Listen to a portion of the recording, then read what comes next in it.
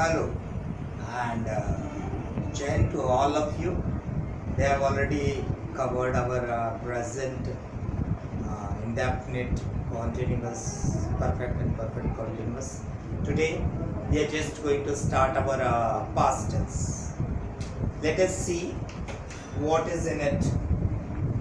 So, past indefinite.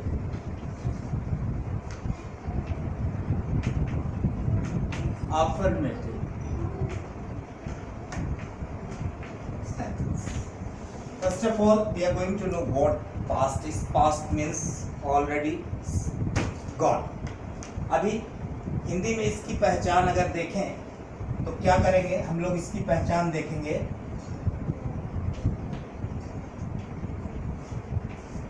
वाक्य के अंत में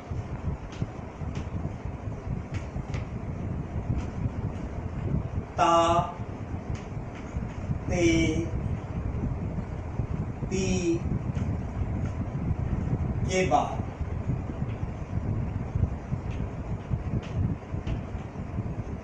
था, थे, थी आता है, आदि आता है।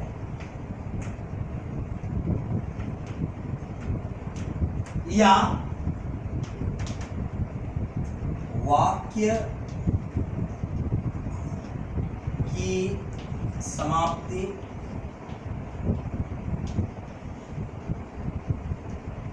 या ये, ई, की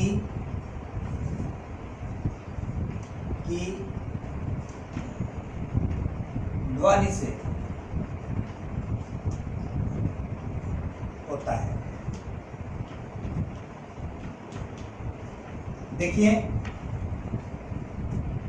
इस टेंस में इसकी पहचान यही है कि वाक्य में क्रियाओं के अंत में आपके ताप तेती के बाद थाप तेती आता है। या वाक्य का अंत या ये ई के धन से वह विद्यालय गया, मैंने खाना खाया।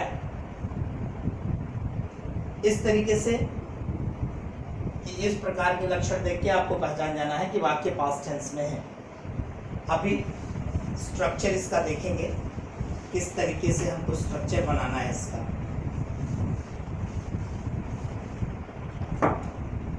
देखिए सब्जेक्ट, पहला structure subject plus V2 plus object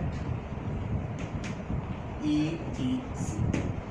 subject चाहे सिंगुलर हो चाहे प्लूरल हो, उसके साथ वर्ब का सेकंड फॉर्म ही लगेगा, उसके बाद ऑब्जेक्ट एक्सेट्रा लग जाएगा, वाक्य समाप्त हो जाएगा। फॉर एग्जाम्पल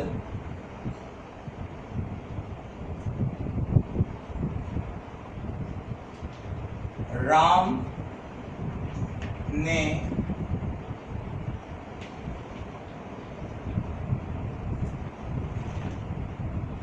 अपना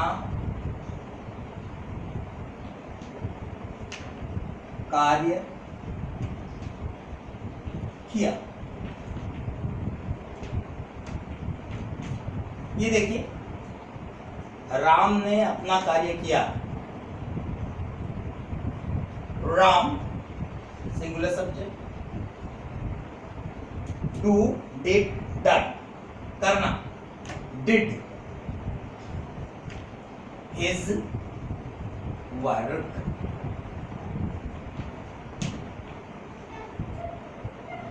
चाहे कर्ता एक वचन हो चाहे कर्ता बहुवचन हो, हर दृष्टिकोण में आपको वर्ब का सेकेंड फॉर्म ही लगाना है, उसके बाद ऑब्जेक्ट एक्सेट्रा।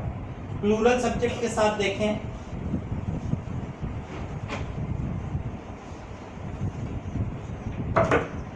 वे फुटबॉल खेलते थे। वे plural subject they, after subject आपको क्या लगाना है, वर्ब का सेकंड फॉर्म।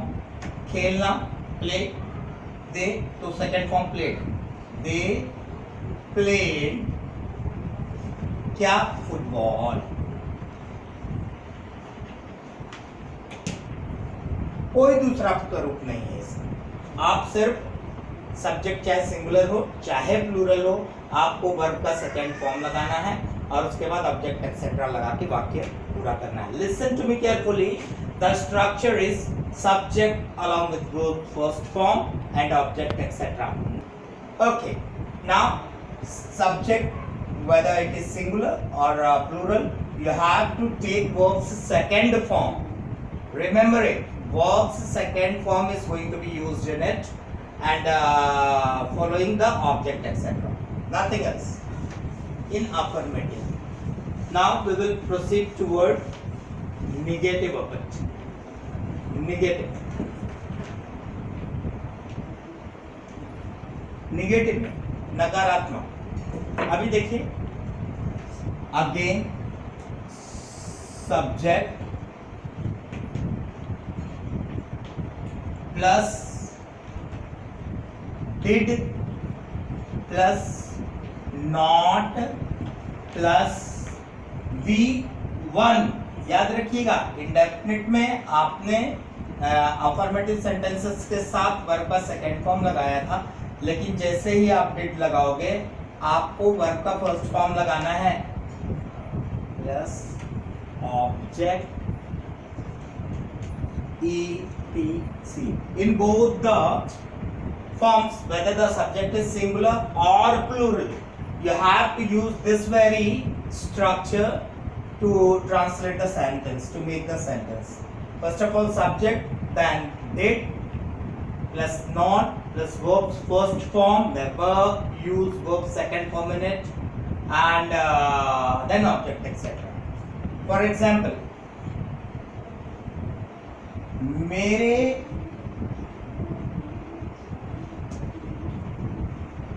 कक्षा अध्यापक ने व्याकरण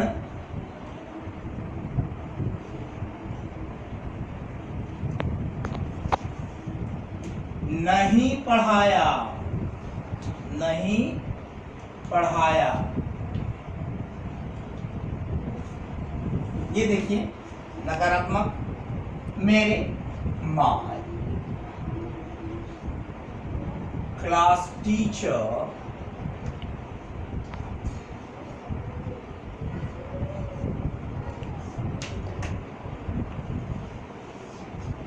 did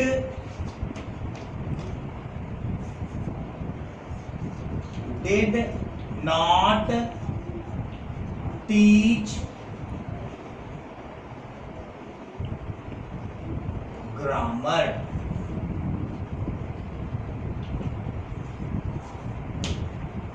My class teacher did not teach grammar। मेरे कक्षा अध्यापक ने व्याकरण नहीं पढ़ाया। देखिए इस तरीके से एक एग्जाम्पल और आपको दे दूं।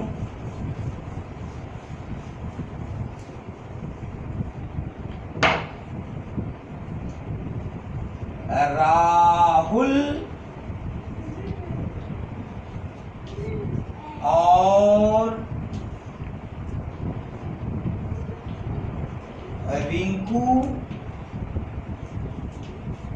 ने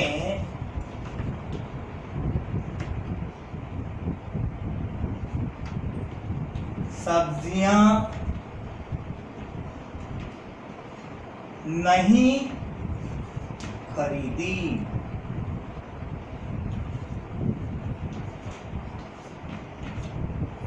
ना राहुल और रिंकू, देखिए प्लूरल हो गए, Rahul and Rinku did not buy vegetables।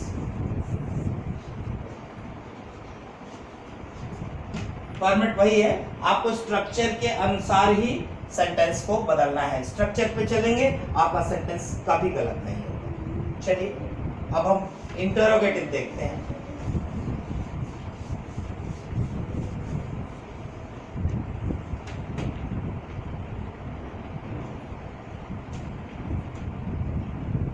Interrogative देखते हैं।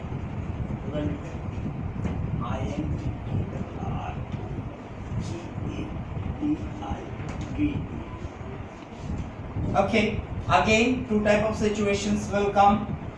हिंदी में आपको उदाहरण देके समझाता हूं। क्या मेरी माँ ने खाना खाया? खाना खाया। इस प्रकार का जब वाक्य होगा तो आपको डिड से स्ट्रक्चर को शुरू करना है। इसके बाद सब्जेक्ट आएगा,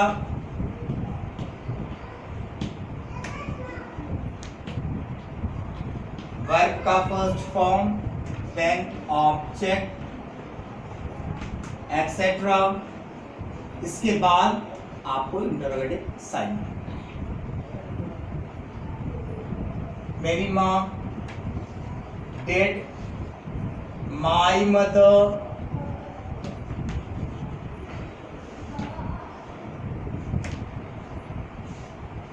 ईट फूड। है ना आसान? आपको केवल स्ट्रक्चर पे इस सेंटेंस को बैठा देना है। क्या मेरी माँ ने खाना खाया? Did my mother eat food? अभी आपको दूसरा प्रारूप दिखा दूं। दूसरे में क्या है?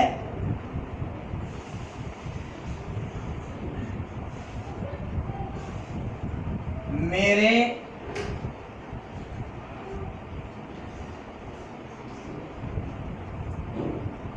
मित्र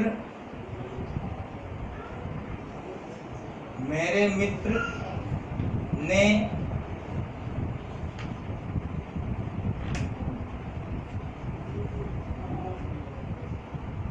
कौन